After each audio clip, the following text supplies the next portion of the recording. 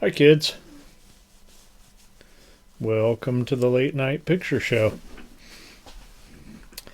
Tonight we're going to talk about the 1920, specifically 1920. 2020 is already like 6 years ago. And tonight we're going to drink pre-prohibition drinks. Prohibition went into effect in 1920. One of those brilliant ideas that a bunch of sour old ladies came up with. Not old ladies, a bunch of sour wives. Blamed alcohol for everything. Well, we made alcohol illegal, and we know how that went, and yet still we stuck with the war on drugs, even though it caused the exact same kind of problems, i.e. gangsters running the streets. This is a sidecar. A good drink. Not my favorite in the world, but, brandy, like shot and a half of brandy, half a shot of Cointreau, some lemon juice. No, 3/4 of a shot of Cointreau. Some lemon juice, and that's it. Simple, but effective. I don't like it as much as the sangria. So, pardon me. So welcome to 1920. I think I was actually born closer to 1920 than 2020. So, there you have it.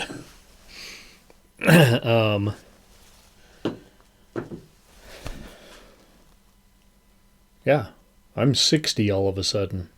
I'd have to do the math. So, we're starting off tonight. These are both obviously black and white. Obviously silent. We didn't have talkies in 1920, okay? So, this is Der Golem. Wie in die Welt kam. Or How He Came into the World. So, there were 3 of these movies. Der Golem in 1915. And then this was a prequel that came out in 1920. And then there was a third, I think, sequel to the original movie. The original movie and the sequel are lost. Kind of like, London After Midnight. You can't watch it. It's gone. It burned up in a studio warehouse fire or something. They're just gone forever. This is the only one that exists enough to put out and have it even comprehensible as a story. There are just a few clips left from the original Golem movie in 1915.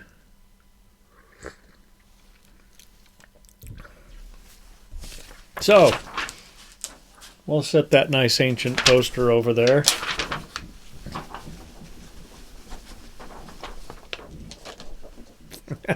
My chair has wheels. I can boogie. 1920 Projection A.J. Union. Director Carl Boese. Boese. Boise. And Paul Wegener had something to do with it. He also stars in the picture. He's the stars as the Golem in at least the first 2, including this one. Okay. An old mad rabbi. It's going to be good if we have an old mad rabbi as the main character, right? Who dabbles in black magic. Now it's even better.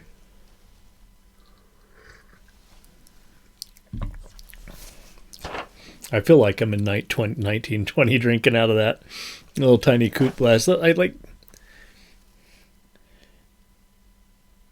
It's almost like a a shot of a cocktail.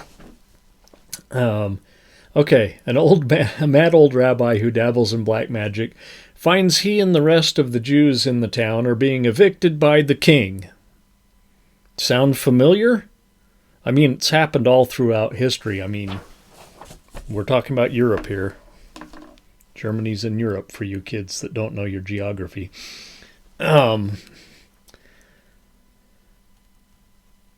It's just the good Christian thing to do, right? Chase out all the devil worshippers, chase out all the Jews, chase out... Well, hell, when the Catholics are in charge, chase out all the non-dissenting Catholics who later became Protestants. Get them the fuck out of here.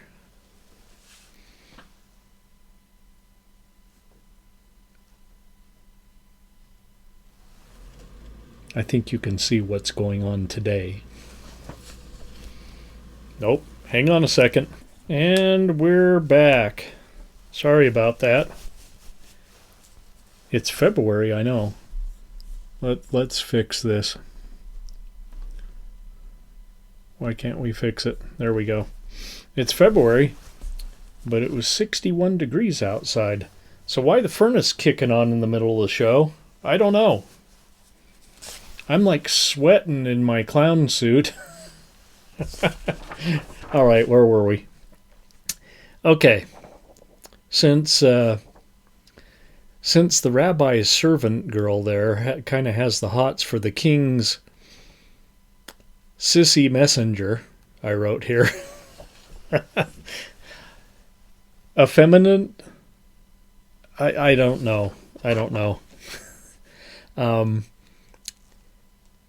You know, I can only be so politically correct with a movie from the 1920s. And this guy, yeah, he's girly. Yet the assistant has the hots for him. Anyway, the rabbi sculpts a giant statue, which he then brings to life as the Golem. He puts the Golem to work as his new servant. Okay, girl, you're going to run off and get the hots for this guy, then I'm just going to build a new servant. I don't need you. The Golem chops wood, runs to the market and such. And keep in mind, this is a giant stone statue, like doing the grocery shopping. Well, the rabbi decides he should seek an audience with the king to try and make a case for the Jews, you know. Hey, let us stay. We're not so bad.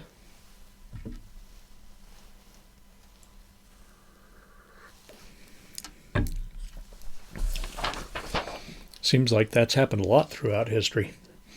He brings the Golem along to entertain the king. And the whole thing just kind of turns into like this Jewish history lesson. So if you don't know anything about Jewish history, now's your chance. In this movie, you're going to get a Jewish history lesson. Well, when the jester cracks a wise one, the rabbi, who at this point looks like Merlin the Wizard or something, he's got this long beard. And I mean, yeah, rabbis have beards, but he looks more like a wizard. The black magic and all. He causes the roof to cave in and then summons the Golem to hold up the roof.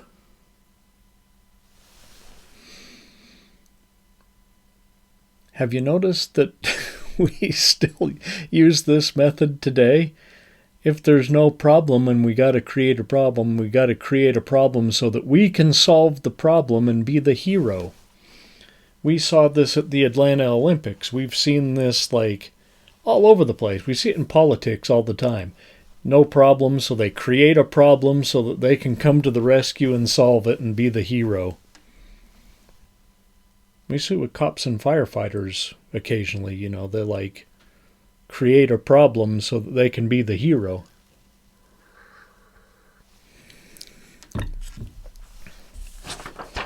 All too often. Well, the king, he's kind of a numbnut, so he falls right for it and allows the Jews to stay as a way of saying thanks to the rabbi. Mind you, I'm not saying a numbnut because he, allowed the Jews to say. I'm saying a numbnut because he fell for the trick. Okay. They all return home, where they find our pansy messenger friend is still in bed with the servant girl. Busted.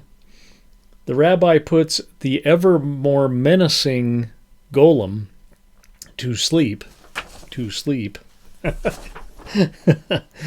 But his assistant, madly jealous of the pansy, reanimates the Golem to get the girl back.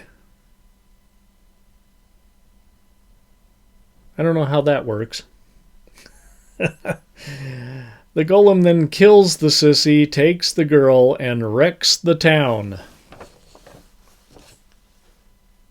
Now, we've seen that in every movie since. Where the giant monster carrying the girl out into the woods or back to the lake or into town. Yeah, that's a story as old as time itself. Well, they managed to get the girl back, but the Golem escapes the walls of the city to wander alone. We'll never know because we don't know what we've lost the third movie, so we'll never know unless maybe Wikipedia has a synopsis. Okay, I like this movie a lot. This is very well done, and yeah, strange and atmospheric. You know, German Expressionism. If you haven't seen these older German films, I mean, they've got this feel to them. And very surrealistic, like crazy costumes, like even crazier sets, like where nothing is level, nothing is square. It's all just very surreal. Just the way I like my silent movies.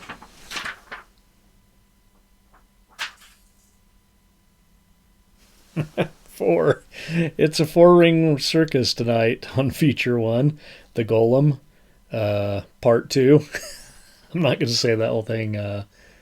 Where he came from, what? Yeah, something like that. The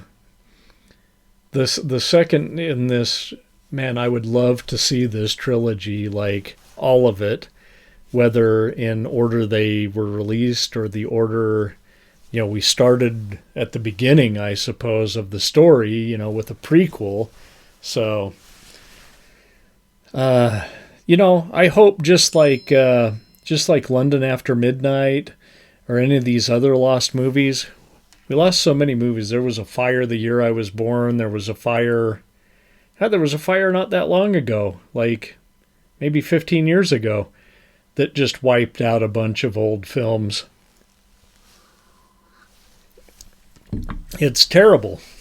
So, let's all go to the lobby and make ourselves a drink. Maybe, I don't know if we're having another sidecar. That is pretty good. I'm kind of taking a liking to that. Or maybe a sangria.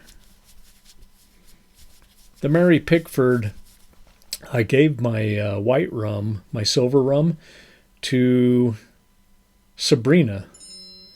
So I'm not so sure that I can make that. It'll look very muddy if I put that dark brown Kraken 94 in it. It won't be red like it's supposed to be, but you know what? We're shooting black and white this week, so who the hell cares? Let's all go to the lobby. Let's all go to the lobby. Let's all go to the lobby to get ourselves a treat. Delicious things to eat. The popcorn can't be beat. The sparkling drinks are just dandy, the chocolate bars and the candy. So let's all go to the lobby to get ourselves a treat.